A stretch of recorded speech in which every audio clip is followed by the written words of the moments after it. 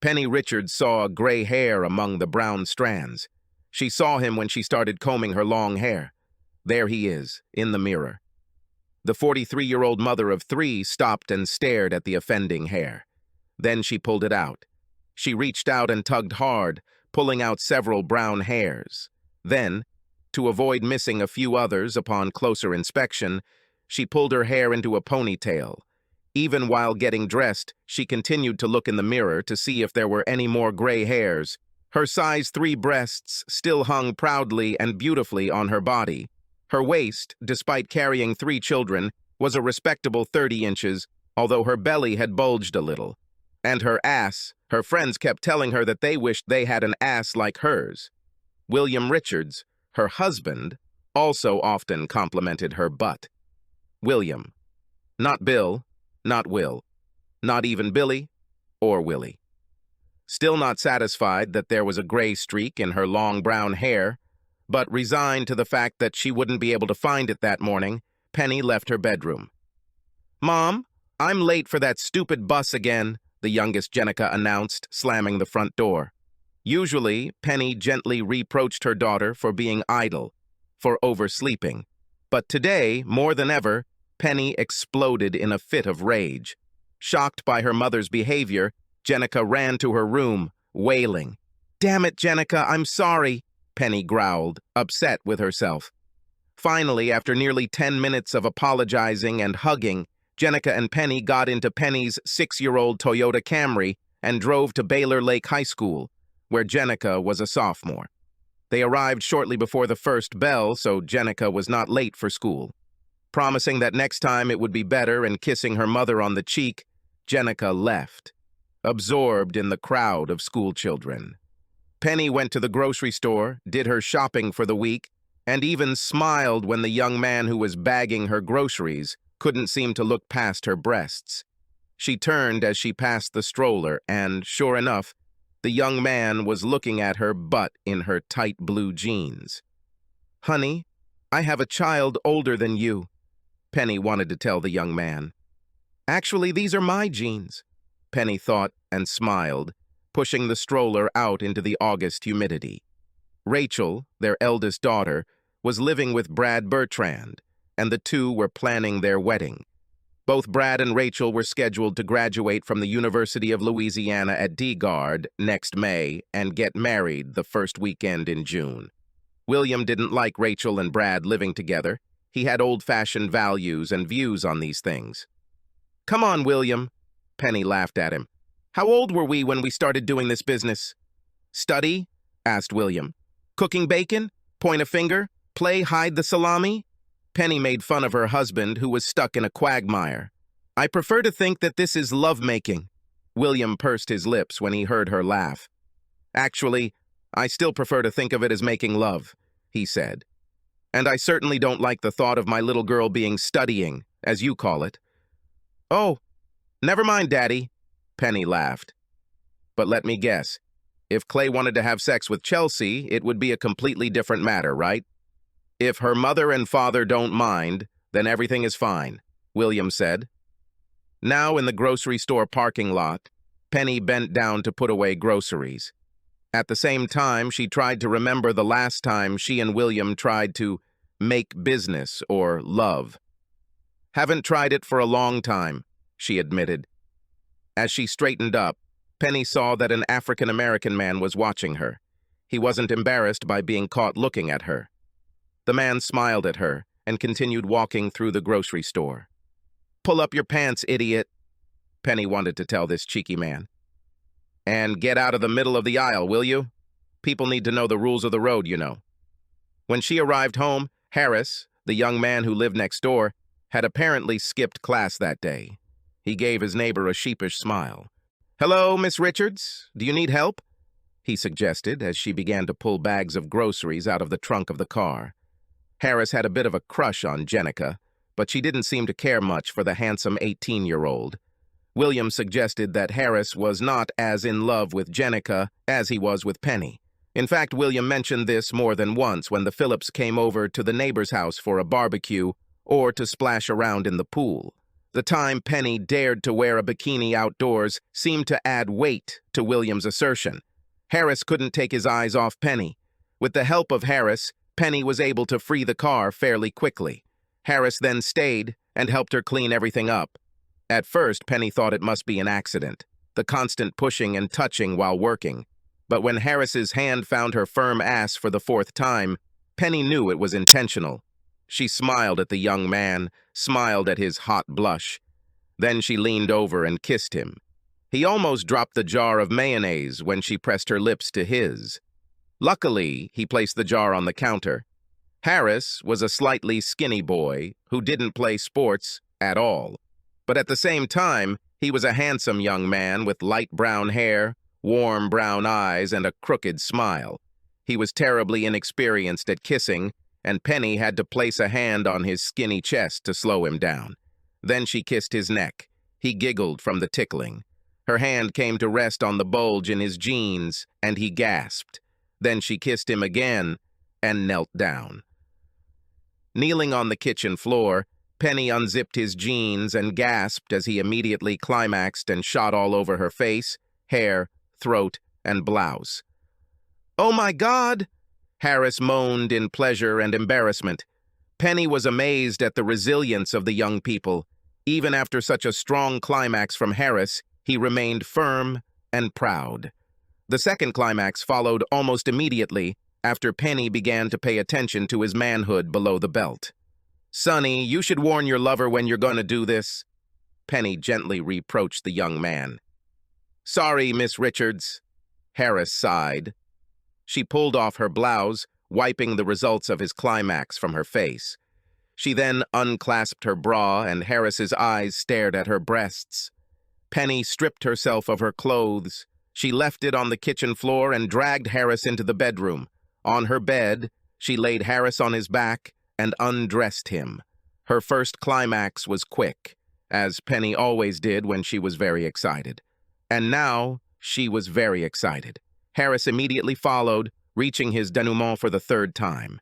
This round was followed by the next, and again, each of them reached the end. "I think we better put away the rest of the food," Penny said, after they had been sitting there for a few minutes. "Yes, ma'am," Harris agreed. That evening, William was both amused and excited by Penny's attempt to rush Clay and Jenica to dinner before heading to their rooms to do homework. "Come on, Tiger Cub," Penny said when she managed to get the children to go to their rooms. "Let's get down to business." "Shall we get busy?" William joked. "What? Do you want to do our taxes?" "About." "No, I know. You want to clean the utility room, right?" "Come on, idiot," Penny laughed, pulling him with her into their bedroom. At 45, William was no longer as quick to react as Harris. He also had a small beer belly and thin white legs. But William had a large manhood and a bit of mature stamina. He managed to bring Penny to climax 3 times before he came to the denouement. And as she cleaned herself up before putting on a short nightgown, Penny saw 2 gray pubic hairs among her dark brown locks. All the good, contented feelings that she might have felt at this time disappeared. She decided to shave her bush the next morning. William had already asked her to shave several times. What better reason than a few gray hairs? The next morning, William leaned over and kissed her on the cheek. "Love you," he muttered before getting out of bed. He went to prepare breakfast for the whole family, prepared lunches for Clay and Jenica, and asked Jenica to hurry up before she would be late again. "I know, yesterday I was late for that stupid bus," Jenica agreed. "Is it true? And how did you determine the intelligence or lack of intelligence of the bus?" William teased. "Stop it, you know what I mean," Jenica giggled, running out the door. "Do you want me to take her?" Clay suggested. "Do you want to get to... what's there? Thursday?" "No, I want you to get to Western civilization," William said. Then, with another kiss to Penny's cheek, William left, leaving Penny alone in their house. She made sure she was alone. She was naked. Penny walked into the kitchen, took a pair of scissors out of the drawer, and returned to the bathroom. She sat down on the chest of drawers and cut off her thick hair. She then took a warm washcloth and applied it to the stubble that now covered her crotch. It took 3 applications of shaving gel, 3 strokes of the razor, But finally Penny was completely bald and smooth, without any offensive gray hairs. Betsy Phillips must be a gullible mother. Harris skipped school for the second time. Penny almost groaned when she opened the door to find a grinning boy on the porch. "Harris, honey, how come we did what we did yesterday?" "It was a mistake," Penny chided him gently. "I didn't think it was a mistake," answered the grinning boy. Penny saw Mrs. O'Toole, the unfriendly woman from across the street, scowling at them. She pulled Harris into the house. Before she could close the door completely, Harris clumsily tried to kiss her. "Harris, honey, stop. We need to talk," Penny tried softly. She really tried. Penny tried very gently to calm the boy down. They were talking while sitting on the sofa. She held his hand, explaining that she was having an attack, possibly hormonal. She explained that she was married, very happily married to William. She explained that he would meet and fall in love with someone closer to his age. Then they went to her bedroom and had sex. Harris liked that she shaved. Penny didn't even have to instruct him. Harris leaned over and began to give her pleasure. That evening, William was also excited. He really liked that she shaved. He caressed her completely bald private part and led to climax. Then during intercourse, she came to 3 more endings. "So why did you decide to do this?" William asked Penny as they cuddled in post-coital bliss. "I saw a couple of gray hairs there," Penny admitted. The next day, Friday, Harris did go to school. Penny was able to take care of the household chores she had neglected on Wednesday and Thursday. That evening, Jenica was meeting friends at the Bowl-A-Rama in Bender, Louisiana, and Clay had a date with Chelsea, so William and Penny were left to their own devices. Penny noticed that Harris was among those going to Bowl-A-Rama and felt a surge of indignation. She didn't know why this was happening. She just felt it. And she rejected William's advances. She was simply not in the mood. Harris waited 3 weeks before stopping again. Once again, he knocked on Penny's door. They didn't talk and went straight into the bedroom, in the midst of their sexual play. The husband's voice was heard. William said, "I forgot my laptop." Penny screamed. "Oh no." Harris groaned when he saw Mr. Richards at the door. "So I came back to pick him up," William said sadly. "William, honey, it's not so. It's not what it seems," Penny cried. "And I got it," William said, holding up the laptop case. "Oh no," Harris groaned. William was gone before Penny could jump out of bed and into the hallway. She tried to call his mobile phone. After several calls, she got his cheerful voicemail message. She called Bernie, the school secretary, and begged her to ask Mr. Richards to call her as soon as he arrived. The kids at Andrew Jackson Elementary School must have been particularly rowdy that day. William never called. Bernie assured Mrs. Richards that she had conveyed a message to Mr. Richards. Penny prepared pork chops, mashed potatoes, and lima beans, William's favorite dinner. "Great, Mom," Clay said happily. "Pork chops." "Wow, pork chops," Jenica agreed. Penny was shocked when William arrived at 5:20, his usual time. The man looked much older than his 45 years. He was happy that morning, brown eyes sparkling as he kissed her and grabbed her buttocks before leaving the house. Now his skin was ashen, and his brown eyes looked empty and lifeless. "Not hungry," he muttered and headed to his office. "William, honey, I'm so sorry," Penny said, following him into the office. "So what did you tell Jenica and Clay?" William asked tiredly. "About what?" asked Penny, whose heart sank at the sight of her husband.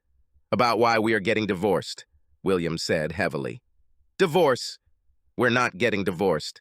Penny forced herself not to shout those terrible words. "Oh, yes, ma'am. Of course we're getting a divorce," said William, showing the first signs of life. He sat up in his leather chair. "I'll be damned if I stay married to a woman who seduced an 18-year-old child," he growled angrily. He rose to his feet. "Child? Damn it, Penny, really? The neighbor's child? The child we watched grow up? And are you having sex with him?" he shouted. "Please, please keep it down," Penny hissed, hoping, praying that Clay and Jenica hadn't heard their father's statement. "Why on earth, Penny?" William shouted. "Sooner or later they'll figure it out anyway, won't they? I mean, they'll figure it out when I move. Will you move? William, you can't, Penny begged. Then you can fuck him. Hell, you can fuck the whole neighborhood if you want, William growled. He quickly pushed past her. I'm leaving, he growled. Jenica and Clay stood looking at Penny with a lost, pained expression on their faces. Penny felt a sudden wave of anger as she looked at her children. What? She screamed. Hey! What? 30 minutes later, she slammed the oven door, pulled out the pork chops, placed a chop on 3 plates, poured beans and mashed potatoes onto the plates, and plopped them on the table. Dinner! She screamed at the top of her lungs. I'm not hungry, Clay said gloomily from the threshold of his room. Come here and eat this damn food now, Penny screamed. I'm not in the mood to deal with any nonsense, you hear? The meal passed in silence. Both Clay and Jenica seemed to feel that if they did not eat everything on their plates, they would be lighting a powder keg and obediently chew and swallow. It was almost midnight when William returned. Penny pursed her lips. He smelled of beer and cigarette smoke. Then she felt a surge of hope. Usually, when he smelled of beer and cigarettes, it meant he was in the dead-end bar, looking at young girls who were taking off their clothes for tips. Penny hoped it was William's tit-for-tat salvo. So, what did you eat at Dead End? Penny asked as he untied his shoelaces. Stuffed pork chops, William answered languidly. Wow, what a coincidence. Penny tried to grin. Uh-huh. How about this? William answered evenly. On Saturday morning, Penny woke up to William quietly getting out of bed. The gray dawn was barely visible through the gap in the heavy curtains. She decided that he wanted to get to work in the yard early before the day's humidity made the work too difficult. Penny fell asleep. She woke up again when she heard the voices of Jenica and Clay arguing playfully. She slipped her feet into slippers and went to the kitchen, where Jenica was preparing scrambled eggs. The 3 of them watched in shock as William entered the house carrying flattened boxes from the U-Haul store. No! Jenica screamed and ran out of the room. Clay took one look at Penny and ran out of the house. God, William, please! Penny sobbed. William paused for a moment, then walked past Penny into the bedroom. Penny sat at the kitchen table and sobbed with her head in her hands. William walked through the kitchen to the garage, carrying 1 box. When he returned, he placed his hand on Penny's trembling shoulder for a moment. Then he returned to the bedroom. When he returned carrying the 2nd box, Penny jumped up and blocked the garage doorway. Please move, Penny, William sighed. No, hell no, Penny screamed. Penny, move, William said, his voice firm. No, Penny sobbed. William set the box down on the kitchen floor and shook Penny as he picked it up and slung it over his shoulder. He walked to the sliding glass door and opened it. William, put me down! Penny screamed as he walked out into the backyard. Penny screamed in horror as her husband threw her into the pool. The thin nightgown was see-through as she floated to the stairs and climbered out. One of the slippers fell off and was bobbing in the water. She tossed the other one away and walked towards the sliding glass door. You damned son of a bitch! Penny screamed when she realized he had locked the door. William, open the door! She screamed, banging on the door. A few minutes later, Jenica finally opened the door to her mother. Where is your father? Penny growled. But William, his clothes, books, and office equipment were gone. The call to his cell phone went to a cheerful voicemail. Penny screamed indignantly and hung up. It was Tuesday morning, after a quiet, bitter weekend, after a lonely Monday, when Richard Boudreau knocked on the door of the Richards' house. Hello, I'm Richard Boudreau, said the smiling man. Ma'am, what kind of flowers are these? I really like that they are so striped. Mint camellias, Penny said, looking at the flowers next to the front door. Ma'am, you're Penny Richards, aren't you? Asked Richard. Yes, Penny agreed, still looking at the flowers. And you've already been served, Richard said, handing her a large manila envelope. Have a nice day, he photographed her with a digital camera. I sent my Bernie a photo of these flowers. I bet that in less than 10 minutes, she will tell me that we need to have some. The man smiled, opening the door of the Ford Taurus. He laughed a happy laugh. "This is a woman, I'll tell you," he said. "She knows that all she has to do is ask, and everything will be hers." During lunch, William finally took out his mobile phone. Penny's tearful message broke his heart, and he almost deleted it. But in the message, she admitted to her affair with Harris Phillips, and William saved her message for his lawyer. Trevor Williams, his divorce lawyer, noted that if Penny or Harris did not admit to the affair, then Penny could deny it happened. "This is a no-fault state, Mr. Williams," William said. Right, Trevor agreed. "But adultery gives us more leverage over alimony." "God, give her this damn house," William snapped, "at least until Jenica decides to go to college." "What else does she need, huh?"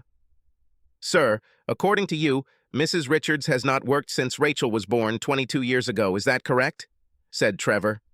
"It's high time she got back to work, don't you think?" William snapped.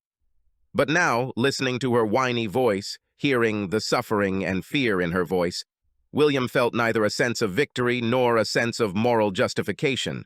On Wednesday morning, Jenica quietly suggested that her mother go to a lawyer, look over the divorce petition, and make sure everything was fair. "There's nothing fair about divorce, Jenica," Penny snapped. "Maybe not, but still, maybe you should contact a lawyer," Jenica said quietly. "You're right, honey," Penny said heavily.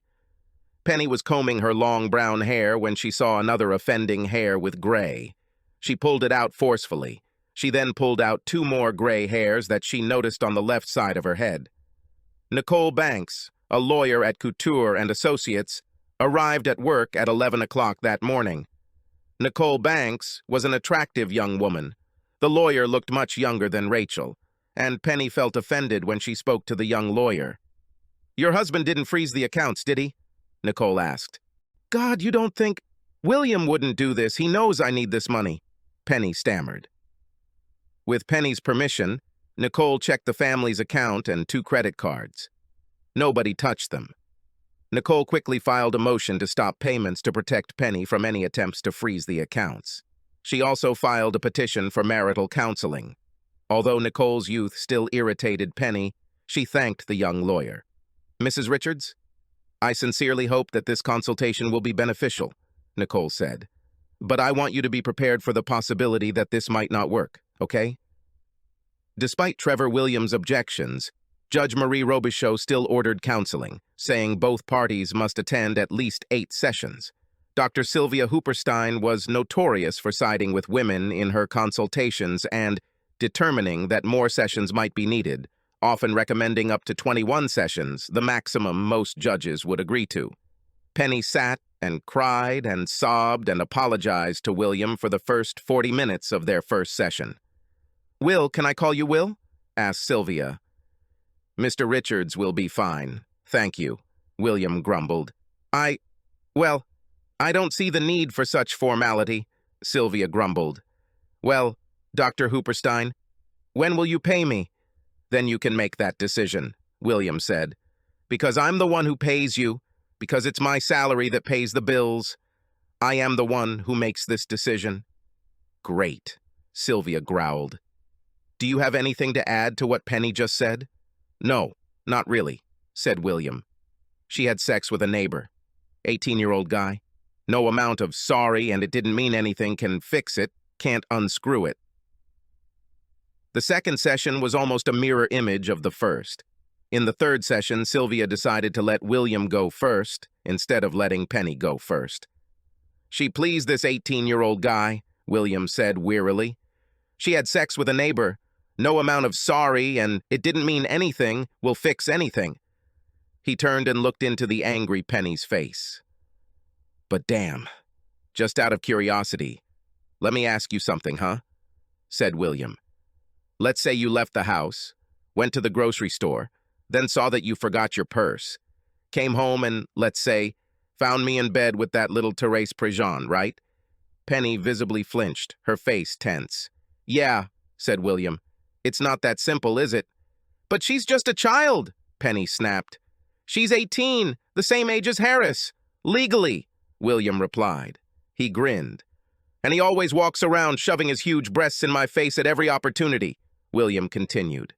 So the next 43 minutes were occupied by Penny's complaints about the neighbor's Lolita, who was clearly not indifferent to her husband.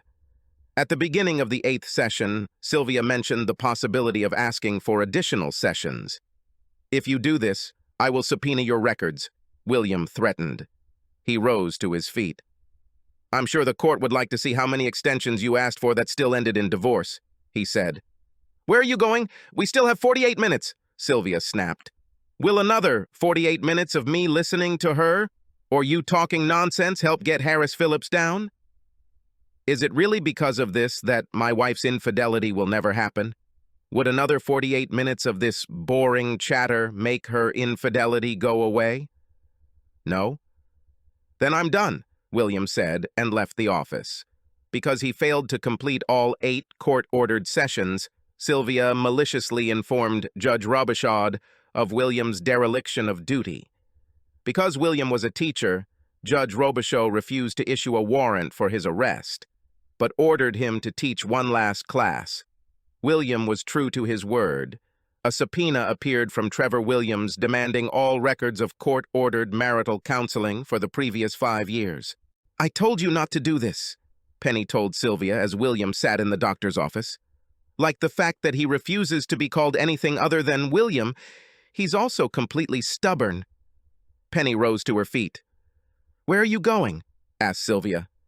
"I'm so sorry, William," Penny said, fresh tears welling in her eyes. "I really hoped that you would see that I was ready to fight for our marriage, but apparently not." "But I'm not ready to keep my legs closed," William snapped. Penny left the office. "Well, that's probably all," Sylvia sighed. "You can go, William." "Oh, no, ma'am," William chuckled. "You ordered me to return for the last session." "Well, I'm here, and we still have 37 minutes. So for 37 minutes, William sat and looked at the doctor. At first, she tried to maintain eye contact. 3 minutes later, she was busy with other things.